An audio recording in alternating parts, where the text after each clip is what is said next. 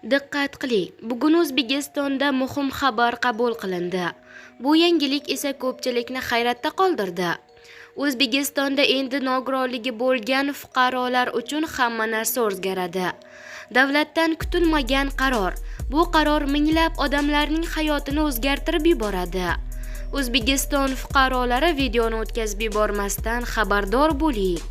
Assalomu alaykum hurmatli tomoshabin, kanalimizga xush kelibsiz. Eng so'nggi va dolzarb xabarlardan birinchilardan bo'lib xabardor bo'lishni istasangiz, hoziroq kanalimizga obuna bo'lib, like tugmachasini bosib qo'yishni unutmang. Like bosgan insonni Xudoyim doim qo'llasin.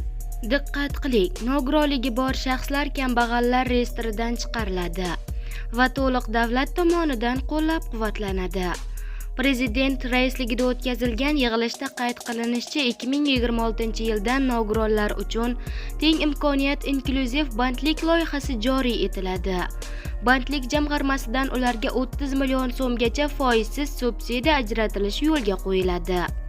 Prezident Shavkat Mirziyoyev raisligida kambag'allikni qisqartirish hamda aholi bandligini ta'minlash borasida ishlar salohiyati va kelgusi yil uchun ustuvor vazifalar yuzasidan yig'ilish o'tkaziladi.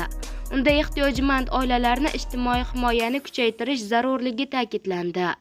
Hamda e'tibor qilsak, bundan buyon daromad topish imkoniyati cheklangan va nogironligi bor shaxslar kambag'allar reyestrida bo'lmaydi.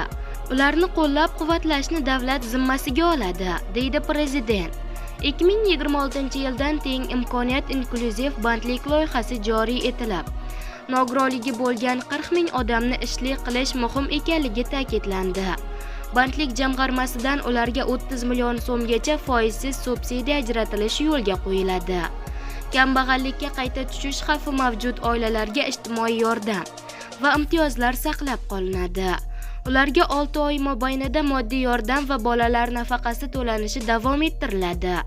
Bog'cha va to'garak xarajatlari qoplash, davolanish orderi kabi 110 mingta ijtimoiy xizmat va yordamlar 12 oy davomida qo'shimcha foydalanish imkoniyati ham beriladi. Bundan tashqari, og'ir hayotiy vaziyat sababli kambag'allikka tushib qolish xavfi yuqori bo'lgan oilalarni oldindan aniqlab, ularga manzilli yordamlar ko'rsatilishi yo'lga qo'yiladi.